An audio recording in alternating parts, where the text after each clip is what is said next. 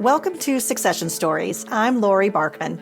As an exit value planning and M&A advisor, I call myself the Business Transition Sherpa. This podcast guides entrepreneurs from transition to transaction, from building value in your business to letting go. What do I do when I'm not hosting a podcast? I work with owners to maximize business value with my firm, Small.Big. And as a certified mergers and acquisitions advisor with Stony Hill, I guide you through the complex process of selling your company. Tune into Succession Stories for weekly insights to reward your hard work and avoid succession regrets. Hit subscribe wherever you listen to podcasts and sign up for our newsletter at successionstories.com. Here's to your success. Is this the year to sell your company? Don't leave your exit to chance. Stony Hill Advisors works with entrepreneurs like you to get ready for what may be the biggest transaction of your life. Learn what your business is worth by visiting stonyhilladvisors.com/podcast. I love bringing lessons learned from my experience working with entrepreneurs on exit value planning and business transitions, and I've decided to put these insights into a book. Stay tuned, I'll share more details with you soon. Be in the loop about events, my book, and more by signing up for our newsletter at successionstories.com, and be sure to follow the show in your favorite podcast player. I like to say that entrepreneurs don't start and build their companies on their own, and neither should they plan their business transition or exit strategy without trusted experts in their corner. That's why I'm excited about this week's guest, Mark Kravietz, because he definitely shares this view. Mark is the managing partner and founder of Aline Wealth in New York. We talked about why having the right advisors on your team is critical and why every business owner should have an exit plan. We also talked about 3 legs of exit planning for your business, your finances, and your transition. It's a great conversation to help business owners think about exit planning and business transition. Mark has an excellent podcast called Find Your Exit, and I was excited to be a guest on his show as well. You'll want to give that a listen too. Enjoy the insights and my conversation about planning your exit with Mark Kravietz. Mark Kravietz, thanks for joining me on Succession Stories. I'm excited to talk to you today because you're an entrepreneur at heart, starting your own firm, Aline Wealth. And you've been working with business owners and entrepreneurs for years to help them achieve their goals for a successful exit. So welcome to the show. Great to be here. Thank you so much for giving me the opportunity to be on the show. Thank you. Why don't we start by talking about you? Why don't you tell me about yourself and about your firm? Okay, sure. Thank you. So I'm managing partner of Aline Wealth. I created that with my partner, Peter Klein, some years ago. We look to try to help business owners get ready for an exit. And what's that exit? Exit is different for many, many different people. I'm sure we'll get into that. So we try to help people get ready for the exit. And also we help manage their assets. Once they exit, we do a terrific job there, replacing their income of what they were getting when they were working. And we also have expertise in not-for-profit organizations and helping not-for-profit organizations and helping people set up for themselves if they want to do a foundation and things of that nature. Yeah, so let's talk about exit, because that word, I use it myself when I work with clients and we talk about exits on this show, but I like the word transition because it doesn't always presume what the answer is. And it could be that they want to sell the company. It could be that they want to do other things. How do you think about the word exit and how should we talk about it in this context?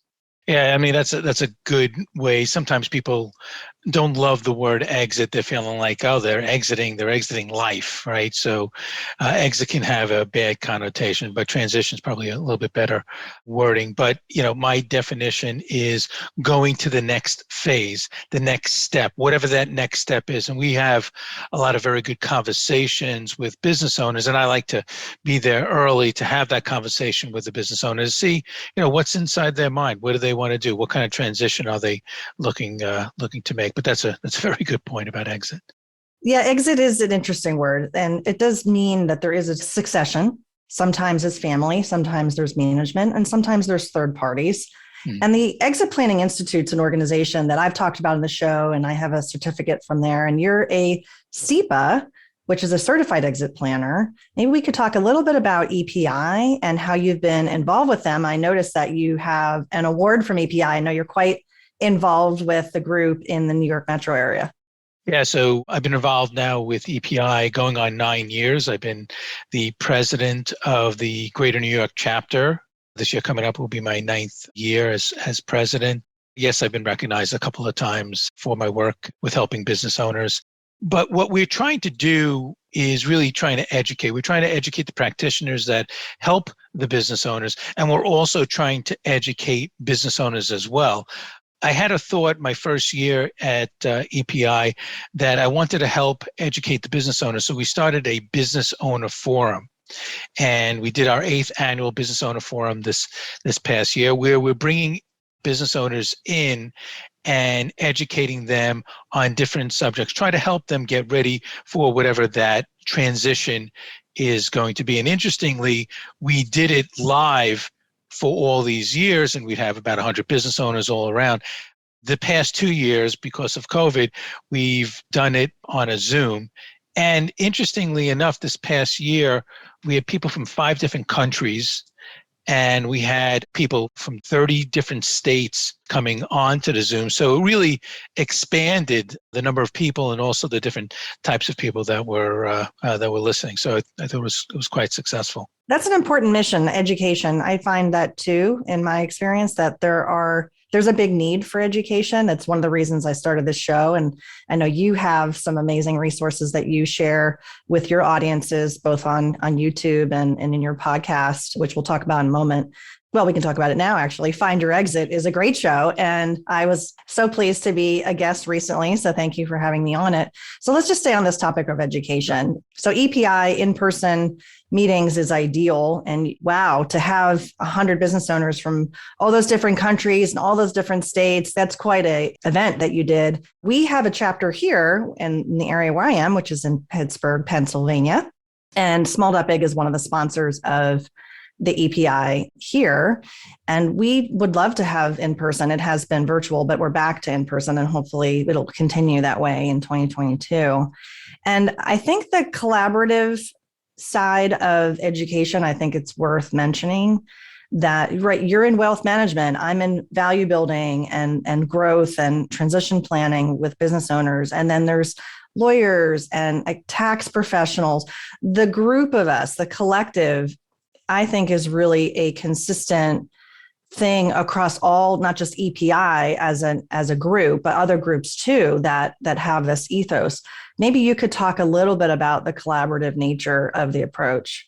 Yeah, I always like to say that it takes a village for someone to go through a transition. And you hit upon a lot of the people that would help in that kind of transition. Personally, I like to be there early on. I'd like to get into an owner's head. So if a business owner is thinking about making a transition, selling, exiting, or growing, I like to be there first because I've gone through over 100 transitions over my lifetime. So I have a pretty good experience of helping them early on. And then from there, we can have a conversation, and they might be looking to grow, and they might need someone like you, Laurie, that can help them analyze the company and grow. I'll give you an example. Recently, I was referred over to someone who was looking possibly sell their business. And then as we were having a conversation, they was like, my books are not really good. I just, it wasn't the back of a pizza box that they were writing the numbers on, but, in the conversation, you can tell that they needed a CFO. So I recommended them to a CFO that can get their books together. Once they can get their books together, then you can do an analysis on what the value of the company is. So you can either bring a business valuator in, or there are other things that you can do to get a business valuation. And then we can do our part, which is the financial planning. Does the person have enough money to live comfortably for the rest of their lives? And that's a big question that people have. And in certain cases, they have more than enough. They've put away money year after year after year. But there's others that 90% of their money is in their business. And God forbid their business goes out of business. they're going to be stuck and they're not going to have enough money. So we're going to go through that and we're going to look at different ways that they can monetize that business. And that's where you're going to bring in a business broker or investment banker. Also, you want to take a look and make sure that they have their estate planning ready and done. So you got to bring an estate attorney in. You want to bring in a business attorney in. If they don't have a business attorney, you want to have the right accountant. Maybe they had their own local account, but that's not the right accountant for this transition. So there's so many different people once you have a conversation with the business owner to make sure that they have this village to be able to transition. Yeah, and readiness is really a factor too. What does readiness mean? It's really dependent upon the person. Sure. And business readiness, you're talking about business readiness, getting the financials ready. There's a couple of different facets of where I have experience too. So I'll just interject a little bit of stories. There's one buyer I was working with. He was looking for a small business, and we had approached a IT services company. I had approached them on his behalf. And the IT services company just did not have their financials together. And it was always, oh, I'll get those to you. It's been months now. And of course, we gave up and moved on. And all they had to do was kind of push a couple buttons out of QuickBooks. It was that, small of an entity. They didn't have audited financials or anything like that. But even at this stage of expressing interest in someone and them saying, oh, yeah, let me think about that. But that business really wasn't ready for sale. We had approached them kind of out of the blue. And that is happening, in my role as a mergers and acquisitions advisor. At times I'm approaching businesses and saying to them, I have someone interested in your type of company, in your geography, your size. And then they have to think, oh, wait a minute, am I ready?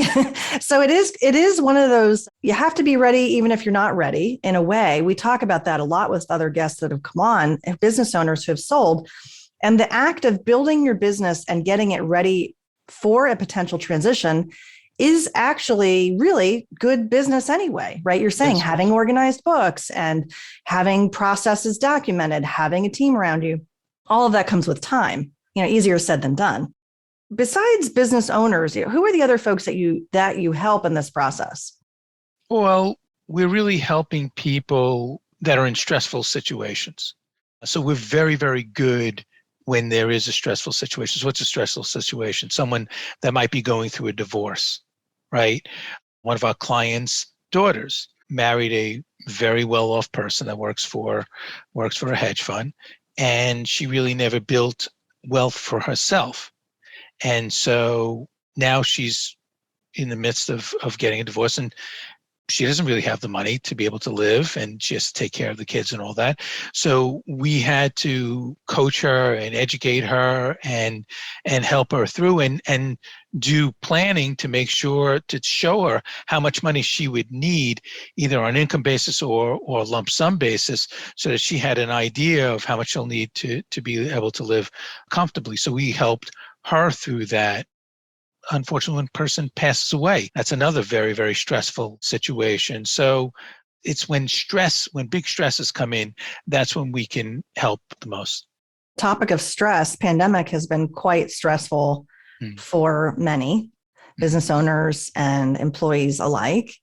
And you're on the front lines with many people who have been faced with big decisions about how to shore up the business and how to move forward.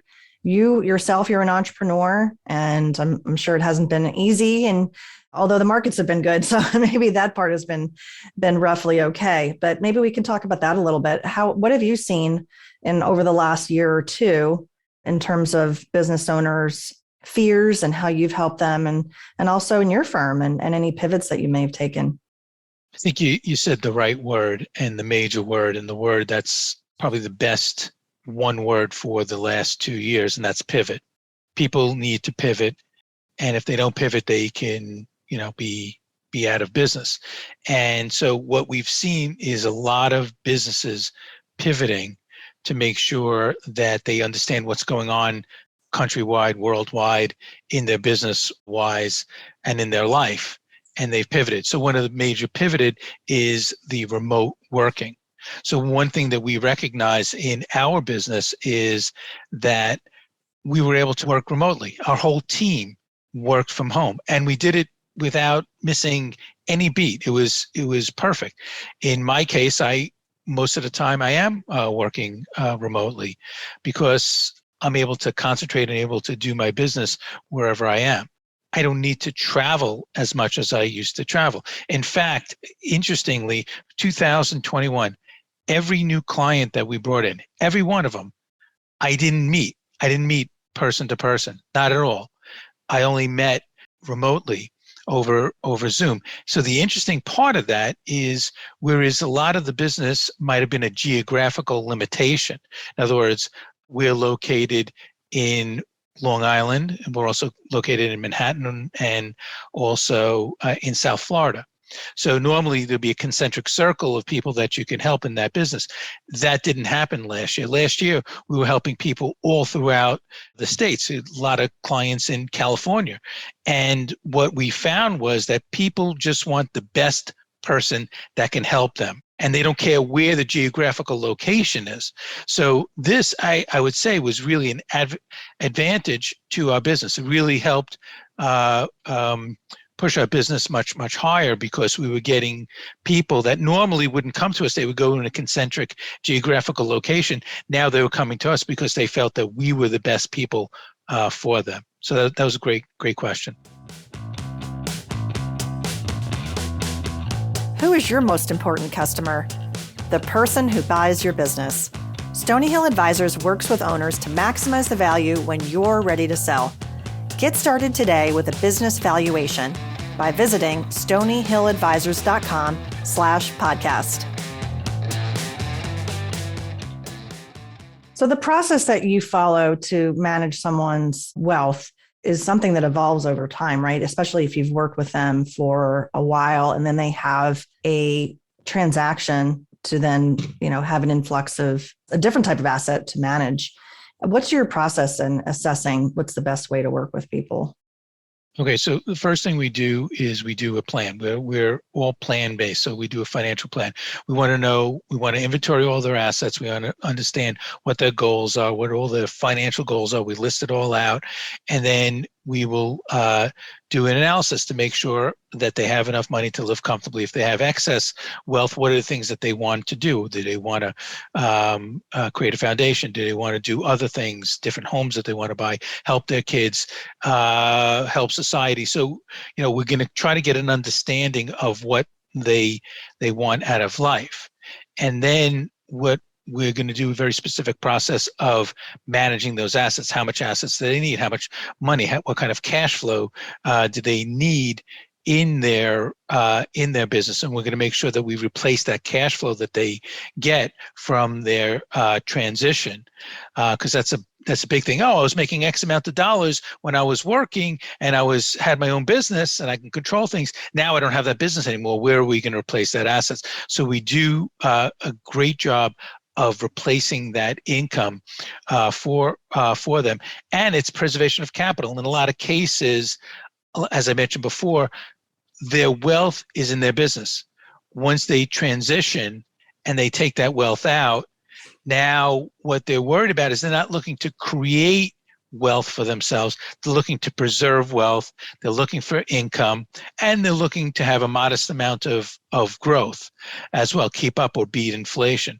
So we're walking that tightrope where we don't want to put them in harm's way from a market standpoint. So we're looking at preserving their wealth, but we're also looking at getting them income and also growing their assets. So it's a tightrope that we walk. But listen, we've been doing this for a long period of time, over 30 years, and we've never, ever had anybody run out of money. Never, not once.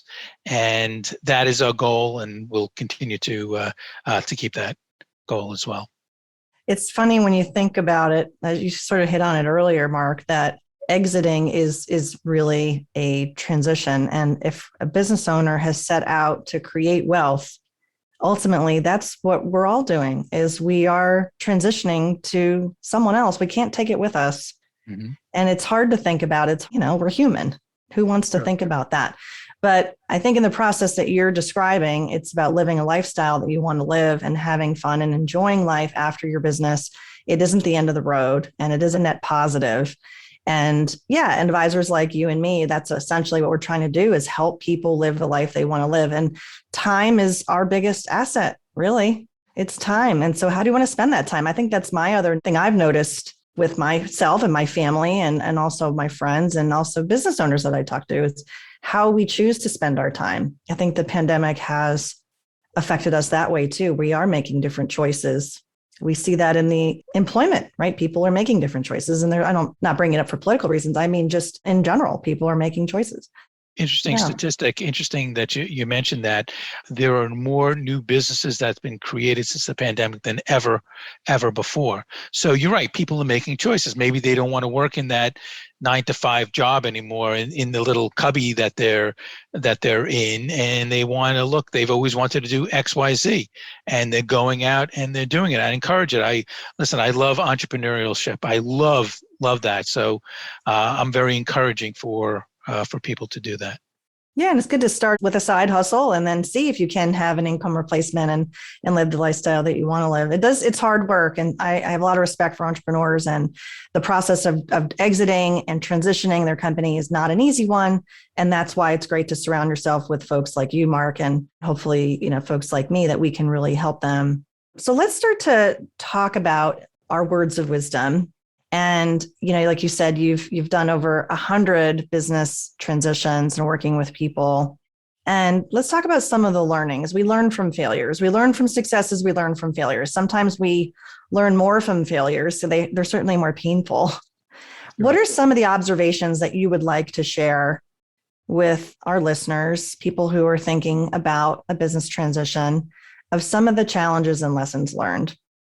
People don't plan to fail. They just fail to plan. You need to have a business plan. You need to have an exit plan. You need to have a succession plan. You need to have a plan. People have it in their mind sometimes. Oh yeah, when I do this, or when I accumulate that, or when I get X amount of revenue, then, maybe you need to have a plan. Whether you choose to go into succession, exit, whatever, transition after that or not, that's completely up to you, but you have to have a plan. So that's one thing, is that's a failure, is not to have a plan. Another thing is not selling when you have the opportunity. I've seen this time and time again. Businesses have ups and downs. Markets have ups and downs. The business cycle has ups and downs. And you need to take advantage when the cycle is in your favor. And if you don't, it could take you 5, it could take you 10 years. I mean, just think about the great recession that we had. Let's say someone was about to sell in 2007 and they decided not to sell, and all of a sudden 2008, 2009, they might have had to wait 7, 8 years. And who knows what age they were. That's a lifestyle. I mean, that's a long time. So not selling when you have a good opportunity. So I'll give you a good story about that. So I have had a client from years ago. I think he was either late 30s or early 40s. Had a great company, nothing unique, but a great company. And a publicly traded company came to him to want to buy, and helped him out, did all the planning with him. They did estate planning. We did the whole 9 yards. He was all ready and set.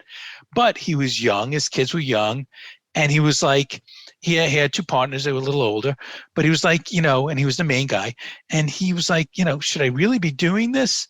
I'm so young, what? That it doesn't make sense. So he called me. He called me the night before. He was going to sign the next morning. He called me the night before. He goes, Mark, I don't know. I'm getting second thoughts. We're doing so well. I'm making so much income. It doesn't make sense. And I said, listen, you might never get this chance ever again. You're going to be able to influence not only you, but your kids and possibly the next generation. This was a many generational wealth type of situation. I said, you might never get, and you might be kicking yourself for the rest of your life.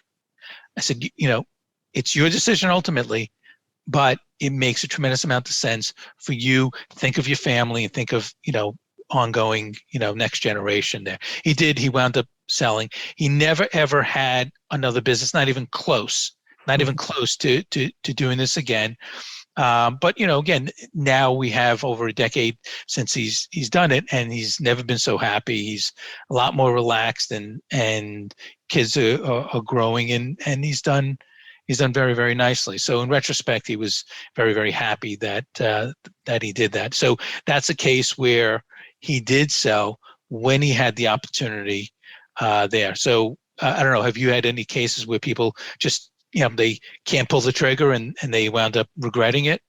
Oh, I don't know about the regret side. There's one I'm thinking of where it's an income replacement challenge where the owner, I had identified a buyer for him and approached them. They had talked to an M&A advisor in years prior, and the same reason they didn't pursue this sale or transaction with my client, it was the same reason for, call it 10 years prior, which was the owner had trouble thinking about income replacement. And now the owner is in his mid 70s and it's the same situation. And so I don't know if it's regret. I think it's going to be a challenge there. He's the majority owner and there are others. And so there's that aspect too, where the owner just isn't ready because he's living a certain lifestyle. He's envisioning that it'll be difficult to replace that income at his age, which may be true. And I think the regrets are going to come from his team because there's no liquidity for them. And now they're continuing to age as well. They're younger than he is, but they're continuing to age. So what does that all mean? I don't know. Every situation's different, Mark. I mean, that's what we see. These are all snowflake situations. And so one of the biggest lessons learned from, my 100 conversations and growing in this show and guesting on other people's shows is that when time is on your side, it's on your side because you do have the benefit to make changes and change your mind on things. But when you're 72, 75, probably that's when you start to feel regret because what will happen at some point is he will pass away. And then what? Right. So, and I think also for the example you shared with the gentleman who had smaller kids, well, he could go to the baseball games. He could go to the basketball games. And when he's working 70-hour weeks, you can't do that. Right. And you don't get that time back. So that is the world's biggest trade-off in making these decisions, especially if you're in your 40s. What a wonderful option to be able to choose to sell the business and choose a lifestyle that really satisfies his other things that he wants to do in life. And those of us who work so hard for that, and we can only wish for that, right? Yeah, I would say that 70-something-year-old person, just, from the knowledge of dealing with people like that, I have to feel that his image and everything that he's built up is all about the business that he's created. And he's so intertwined with that if he ever sold, he'd feel like a lost puppy. Right. Yeah. That he's, the business is life and he's life, and people look at him and say, oh, that's the XYZ person, that he's so intertwined. And we've seen that many, many times where people just don't sell because they're so intertwined with their business and they feel like they'll lose their purpose in life. So that's a difficult scenario for him. Absolutely. Absolutely. Well, Mark, kind of winding down here, I know you shared one of the quotes about having no plan is planning to fail. Do you have any other favorites that you could share? Oh, quotes. Just do it. Just do it. I used to teach a class called Financial Strategies for Successful Retirement. And, a lot of people will go through an economic or academic exercise of understanding all the things to do. All understanding, getting information, listen to your podcast, listen to my podcast, and just educate. And that's all they've done is it's an academic exercise, but you got to make it an economic exercise. And that is, you just do it. Like the Nike sign, I think that's great. You just do it. You just got to get a plan.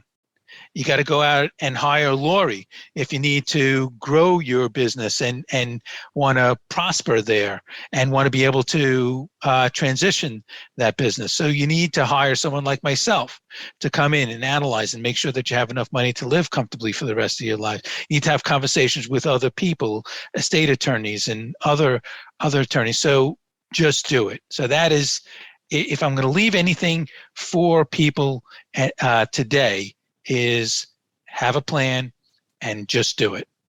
And if people want to follow up and talk with you, Mark, what's the best way to get in touch? Okay, so you can go on Aline Wealth, ALINE Wealth, and you can also email me at mkravietz, KRAVIETZ, @alinewealth.com. You can catch me on my podcast, Find Your Exit. You can find it anywhere on Apple or wherever you get your podcast. So there's a few places to find me. Also on Twitter. And what about your YouTube show? Oh, yeah, that's a fun thing. It's called Coffee with Krav. Here, so for the video, you can see I got a coffee cup that says Coffee with Krav there. What I did was, we had the pandemic, and when the pandemic hit, I knew that I was not going to see my clients. So, normally we just sit around the table and we would just have coffee together. So I felt like I wanted to keep having a connection with clients. So I created this Coffee with Krav where I would interview different people from different walks of life. And so I started that, and on a monthly basis, I've been interviewing all different kinds of interesting people. And I interviewed a guy, Matt Long, who unfortunately was riding his bicycle in Manhattan during a transit strike, and he got hit by a bus. He wound up underneath the bus, and he was pulled out. They had gave him a 1% chance of living, and it's just such an interesting story about this man that got hit by a bus and how he lives life today. I interviewed Matt Weiss, who was a director, producer of Man with the Red Bandana, talking about so he wrote a documentary about this person that saved many lives when 9/11 hit, when the planes hit, and this person gave up his life and he had a red bandana on it. And such an interesting story. So I'm doing different interesting life type stories there, and I'm having tremendous amount of fun doing that. Oh, that's awesome. I'll have to check that out. I appreciate the pivot for that content, right? It isn't just the business content, it's more life and talking to interesting people. You are interesting, Mark. Thank you so much for being on the show and sharing your knowledge. And I really look forward to collaborating with you and keeping in touch. Yeah, Laurie, thank you so much. Great show. Thank you so much for having me. And let's make 2022 the best year ever. My objective is for you to have a lucrative and successful succession. If you want to understand the value of your company today, the potential net proceeds of a transaction, and your financial needs after you leave the business, that's a great place to start. The sooner you understand these numbers, the more time you'll have to close the gap if there is one. Take the next step by requesting an initial meeting to begin planning for your business transition and strategic exit today.